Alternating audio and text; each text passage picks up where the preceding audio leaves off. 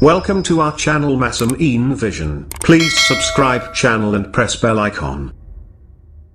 کہ خود جناب امیر سے جب بہت سے لوگوں نے کہا کہ یا علی کعبی تم لوگ کیوں مستحق ہو خلافت کے؟ کہ کیونکہ ہم صحابہ رسول ہیں. کہ بھئی اگر کوئی اہل بیت میں بھی ہو اور صحبت میں بھی رہا ہو تو اس کا حق نہیں بنتا.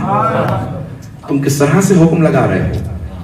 جب محروم کرنے پہ آتے ہو تو بغیر دلیل کے محروم کر دیتے ہو, حق چھین لیتے ہو, اور جب اپنے لیے دلیل بھی پیش کرتے ہو تو ایسی دلیل مستحکم نہیں پیش کرتے. پتہ نہیں توجہ ہے یا نہیں؟ دلیلیں اپنے حق کے اندر لے کے آتے ہو. عزیزان گرامی, اگر صحبت میں بیٹھنے سے انسان اتنے کمالات کا مالک بن سکتا ہے تو اور اگر کوئی آغوش میں پلا ہو, جناب امیر کو خود سرور کائنات شیعہ سنی علماء نے لکھا نا کہ 30 سال کہ جب 25 برس کے تھے جناب سرور کائنات تو شادی کی جناب خدیجہ سے. اور یہاں کیونکہ کسی مومنہ نے سوال کیا تھا جواب دے کے آگے جا رہا ہوں کہ بھئی بہت سے اہل سنت کہتے ہیں کہ جناب خدیجہ 40 برس کی تھیں اور 3 مرتبہ بیوہ ہو چکی تھیں اور پہلے سے ان کے بچے تھے. عزیزان گرامی, جہاں جہاں اگر آپ دیکھیں تو آئمہ کی جو مائیں ہیں جو سب سے افضل و اشرف و پاکیزہ تھیں اللہ نے ان کا انتخاب کیا. توجہ ہو. اور جس بی بی نے جناب سیدہ کی ماں بننا, اب سوچیے اس بی بی کا مقام کیا ہوگا. اگر کبھی بھی آپ سنیں نا کسی سے ایسے جملے کے 40 برس کی تھیں, خوبصورت نہیں تھیں, بوڑھی تھیں, بیوہ تھیں, تو سمجھ لیجئے بنو امیہ کا پیسہ اور زر خرید ملاؤں کے قلم چل رہے ہیں. کہ جناب خدیجہ السلام علیہ کس ہستی کا نام ہے کہ جتنے بھی افراد نے اگر کبھی کہا تو یہ بنو امیہ کا پیسہ ہے. کہ جہاں جناب خدیجہ سے متعلق ہمارے علماء نے لکھا ہے کہ وہی 25 برس کی تھی اور کوئی عرب جرت نہیں کرتا تھا رشتہ بھیجے. اتنی پاک دامنہ تھی کہ کوئی عرب جرت نہیں کرتا تھا رشتہ بھیجے. جب جناب خدیجہ, اچھا رشتہ بھی جناب خدیجہ نے سرور کائنات کے لیے بھیجا, جناب سرور کائنات نے رشتہ نہیں بھیجا. توجہ ہو, جناب خدیجہ نے رشتہ بھیجا. جناب نفیسہ خاتون سے کہا کہ جاؤ جا کے جناب ابو طالب سے بات کرو. اور جب رشتہ بھیجا, کیوں جناب خدیجہ نے رشتہ بھیجا جبکہ اسلام میں مستحب ہے کہ مرد رشتہ بھیجے. توجہ ہو, جناب سرور کائنات نے رشتہ نہیں بھیجا. جانتے کیوں؟ تاکہ کبھی کوئی بد عقیدہ یہ نہ لکھے محمد نے دولت دیکھی تھی,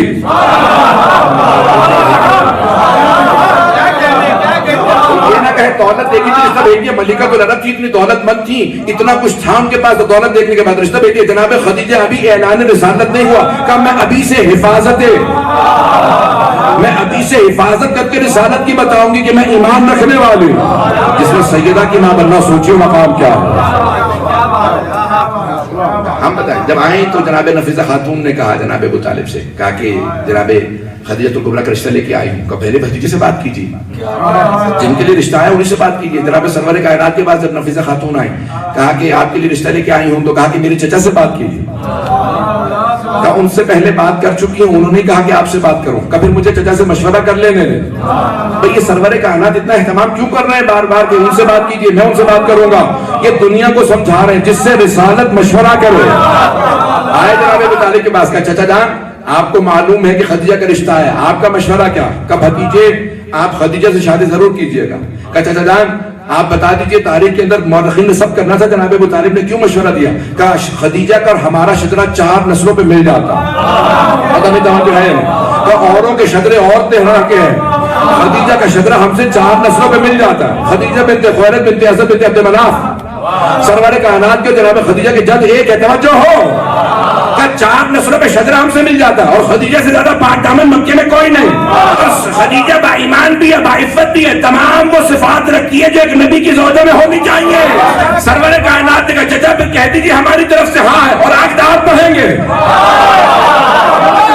عقد آپ پڑھیں گے, نکاح آپ پڑھیں گے. جناب سرور کائنات کا نکاح جناب ابو طالب نے پڑھا. جب خطبہ دیا تو کہا الحمدللہ رب العالمین. مجھے نہیں پتا کہ یہ جناب ابو طالب نے لوح محفوظ کا مطالعہ کیا تھا کہ انہیں پتا چل گیا پہلا سورہ الحمد ہوگا. مجھے نہیں پتا کہ انہوں نے لوح محفوظ میں مطالعہ کر کے کہا تھا الحمدللہ رب العالمین یا نہیں. اللہ کو ان کا الحمدللہ کہنا اتنا پسند ہے. قرآن کا پہلا سورہ الحمد کو رکھا. یہ جناب ابو طالب کا مقام. میں بات کو مکمل کر رہا ہوں. اب آپ کو جو پیش کرنا چاہتا تھا کہ جناب ابو طالب جناب خدیجہ سے متعلق 2 جملے میں نے کہے یہ اتنا جناب ابو طالب سے کیوں لوگوں کو بغض ہے؟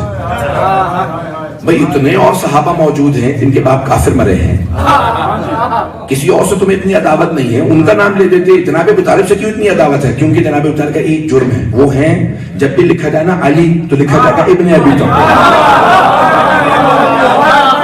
اگر جناب ابو طالب کسی اور صحابی کے باپ ہوتے تو ان کے فضائل ہی فضائل ہوتے، لیکن وہ ہیں جناب امیر کے والد گرامی، تو بہت سارا علی کا ہے، ان لوگوں کے دلوں کے اندر نکالا جناب ابو طالب سے ہے، پتہ نہیں توجہ ہے یا نہیں۔ اور مسلمانوں نے یہی لکھا، صحیح بخاری میں بھی یہی موجود ہے کہ جناب سرور کائنات آئے کان میں کہا چچا جان کلمہ پڑھ لیجیے میں آپ کی شفاعت کر دوں گا، توجہ ہے؟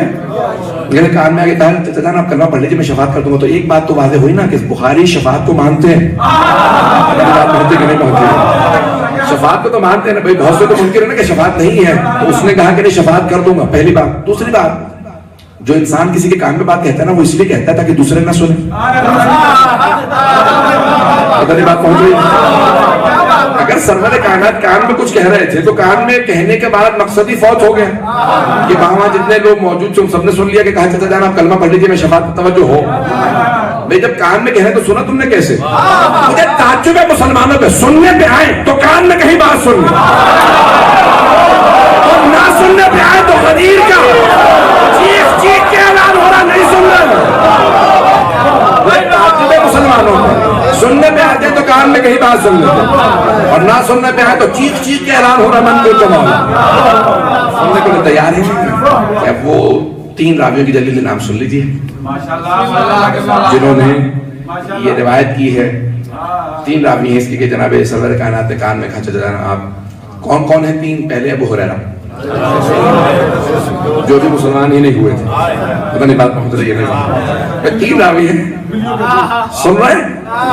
تو پہلے ابو ہریرہ ہیں جو 9 ہجری میں مسلمان ہوئے، جناب ابو طالب کا وصال ہوا ہے مکے کے اندر، وہ بھی مدینے میں، ابھی وہ بھی وہیں تھے جہاں پہ پیدا ہوئے تھے، ابھی مدینے آئے ہی نہیں ہیں اور انہوں نے روایت بھی کر دی ہے، پتہ نہیں بات پہنچ رہی نہیں، تو انہوں نے نہیں بیان کہ وہ کہتے ہیں کہ میں، اچھا پھر دوسری بات وہاں پہ وہ کہتے ہیں کہ صحیح بخاری میں لکھا ہے کہ قریش کے سردار موجود تھے، جہاں سردار بیٹھے تھے تو وہاں کیا کر رہا تھا؟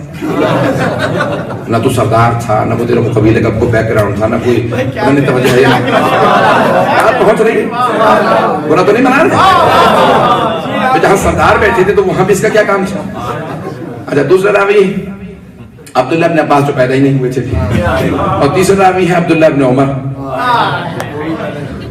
جو 2 برس کے، اور وہ بھی بلکہ نہ 2 کہتے ہیں کہ 2، مجھے نہیں محض اس سے متعلق، بھئی جہاں سردار بیٹھے تھے نہ تو سردار، نہ باپ، نہ دادا، نہ کوئی، اب یہ وہاں پہ کیسے موجود تھے پتہ نہیں توجہ ہے یا نہیں؟ نہ جانے کتنا بغض ہے ابن ابی طالب کا کہ کوئی بھی بات گھڑنے کے لیے تیار ہے۔ عزیزان گرامی، کسی نے جناب امیر سے کہا تھا، پتہ نہیں بسم اللہ،